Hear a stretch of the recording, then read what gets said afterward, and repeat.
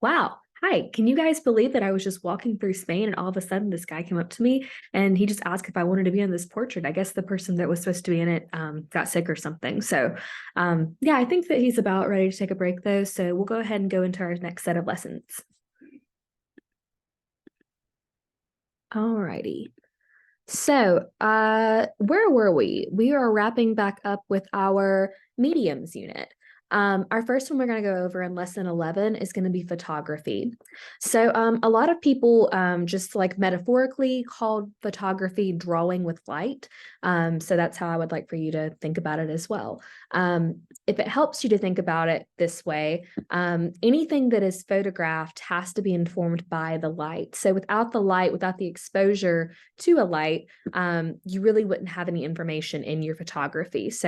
Hence drawing with light. So obviously this concept of photography preceded its medium by about 300 years, if not more. Before we had photography, we really relied on artists that were drawers and painters and printmakers and sculptors to inform us of the information that was around us, such as family photography or family portraiture, landscapes, still lifes, and anything that was art related had to be done through a painter or a drawer or another method of art making, which can be very time consuming, can be very expensive. And so when photography finally, like the technology arose for it to exist, people were really excited about it. But they also had a lot of reservations about whether or not they wanted to bring it into the art world or it be this own sort of like separate, like technological advancement that didn't really have a foot into art. Let's get into the evolution of where photography started from and sort of how the technology came to be where it is today. We start with this idea of camera obscura, which camera obscura literally translates to being dark room, which a dark room is what you need to make camera obscura happen. I've got a little diagram over here on this top one here of the early versions of what camera obscura was. Essentially, just imagine a dark room with no light entering in anywhere. No, overhead light, no light from coming outside, nothing like that is occurring here. It's just a pitch black room. And then a little hole was made into the wall. And then by the use of different mirrors and different reflections that were happening, you were able to invert the image of whatever was outside on the other side onto the wall across from it, like we see happening right here. Now, camera obscura was this early version of it was really, really helpful for artists actually that were drawers and painters to help them trace things and make the process of making those paintings and drawings go a lot faster. A modern day version of this even is like the old projectors that you maybe had like in your elementary school classrooms, or maybe even now, I don't know if they're still around now, but where you would have the little piece of translucent paper that would go down on the projector, and then the teacher would draw or write on that piece of paper. And by the use of light and mirrors and reflections, we're able to transfer that information onto the wall in front of them. So that's sort of like an evolution of this type of camera obscura.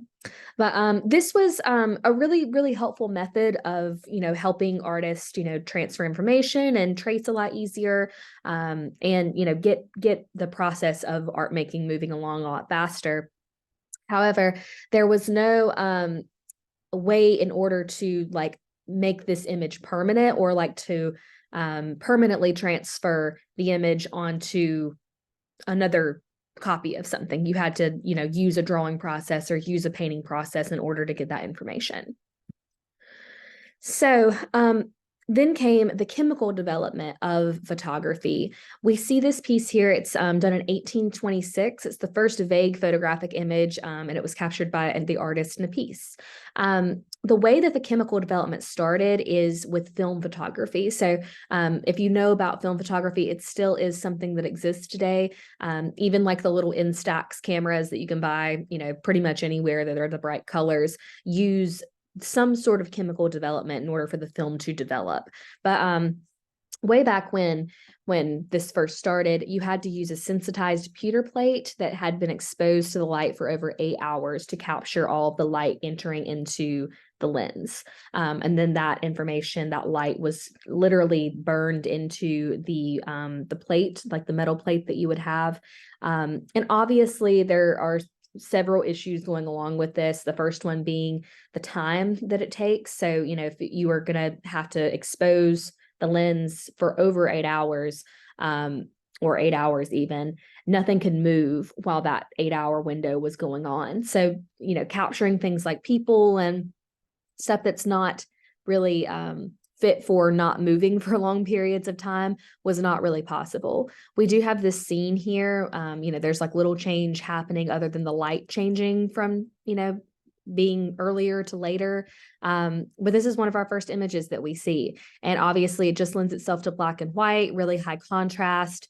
And it has to be done on a metal plate. So it's still not super conventional at this point, obviously. It's not something that everybody has. Later on, we have this advancement called daguerreotypes, which honestly are just sort of an extension of this first type that we see here. We use iodized silver plates that have been exposed to mercury vapor and then fixed by a mineral salt solution. The mercury vapor cuts down the time that it takes for the exposure to happen, not by a whole lot, but not quite that full 8 hour window.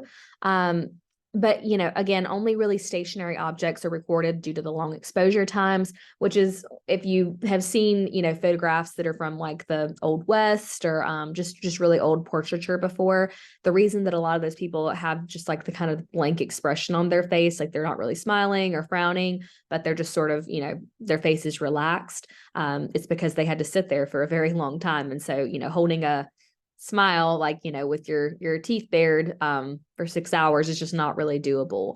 But essentially, everything that was captured or that happened in the frame for whatever time period it had to go on for, however long the lens had to be exposed for, that would be captured in the final image. So if you have any movement going on, it's obviously going to be blurry and unclear. So we only want the stationary objects to be the things that are photographed.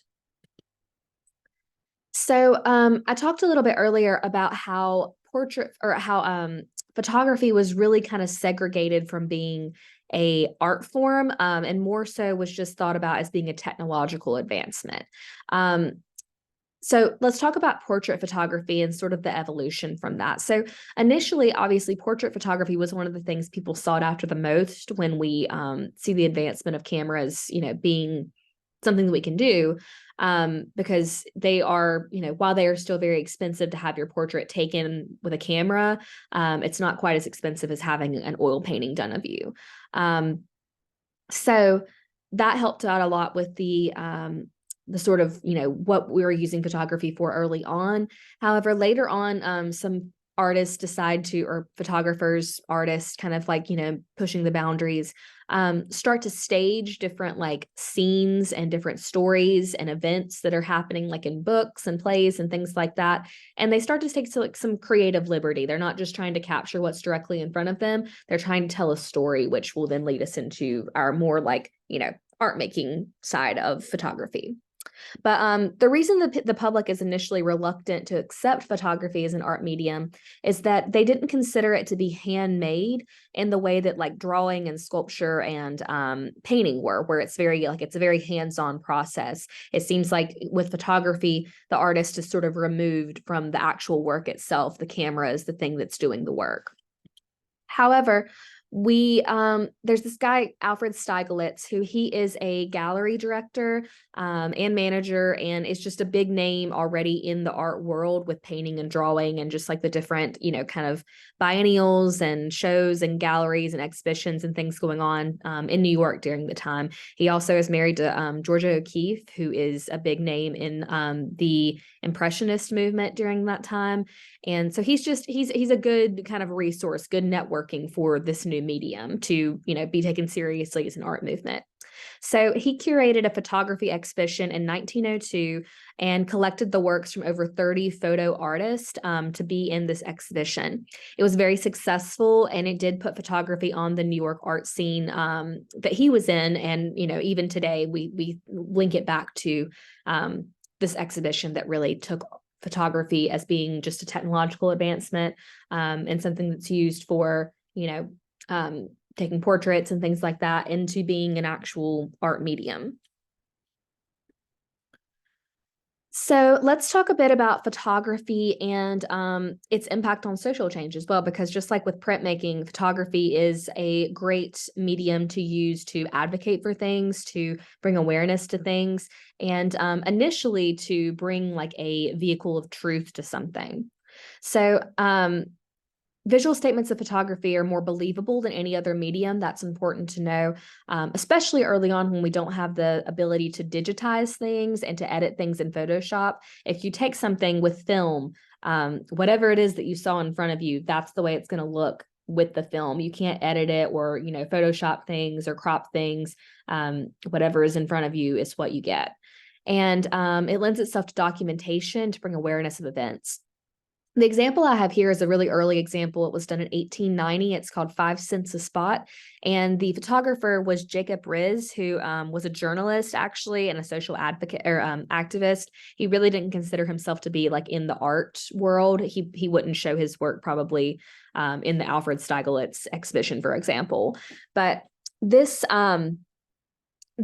photograph here and others that he took that were more for like documentation purposes and journalism purposes, they drew attention to this issue going on in New York at the time, where workers at this factory had to be housed in these conditions that on the outside looked to be fine. Nobody like really thought too much about it. It was just where the factory workers lived at. But what they didn't know is that the conditions they were in were, they were very overcrowded. There were up to 12 people, like family members in one singular bedroom at a time. There was not consistent running water. It was just like roach and rat infested. And it was just not really suitable living conditions at all. But no one really knew about this because there wasn't anybody going in and, like having any visual information to give and offer to the general public. So after Jacob Riz took these photographs, it did lead eventually to the improved housing and work safety for these factory workers.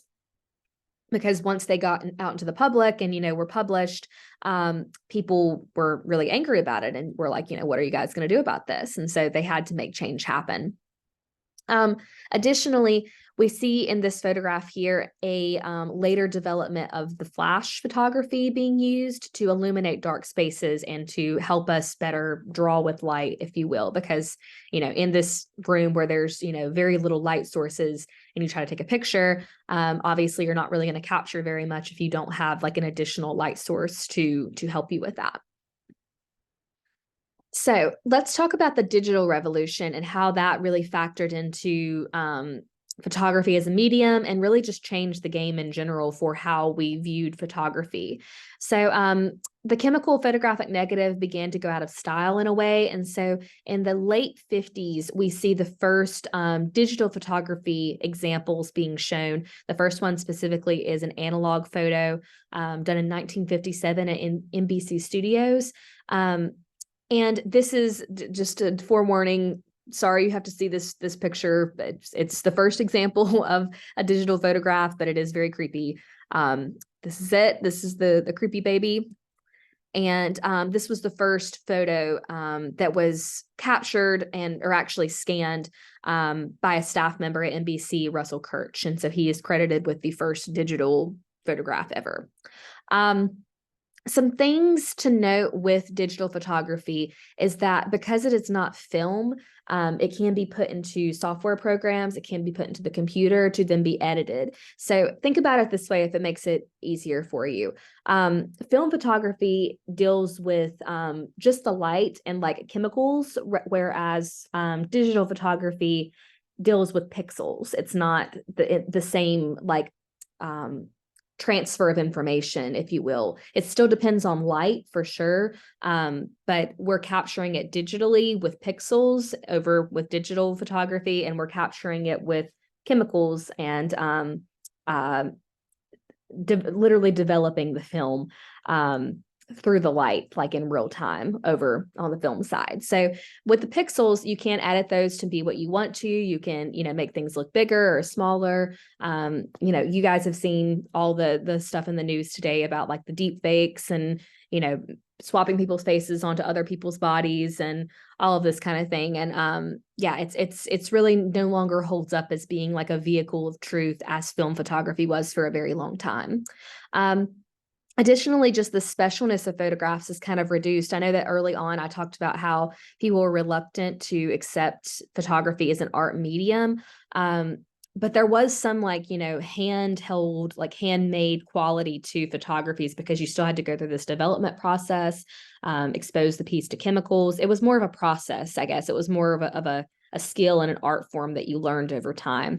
Whereas with digital photography, this opens up the who can be a photographer to literally anybody. All of us are photographers technically because we all have cameras on our phones and can document things very easily. It's not as quite as unique as film photography once was.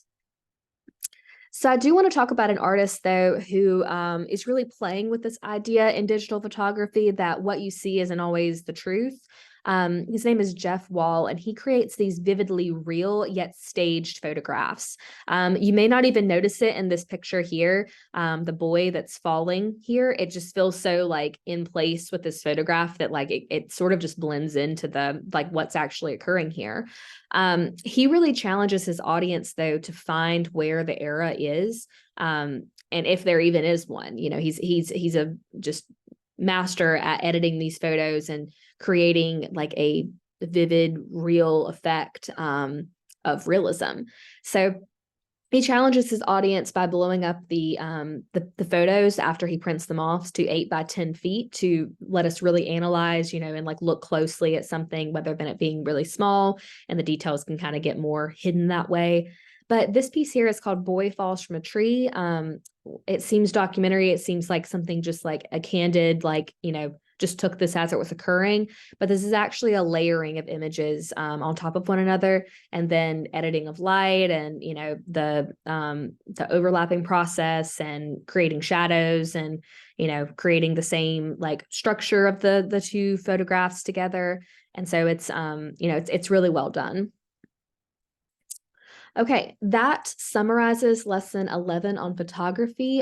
We will come back and talk about craft, our next medium. So stick around and I will see you shortly.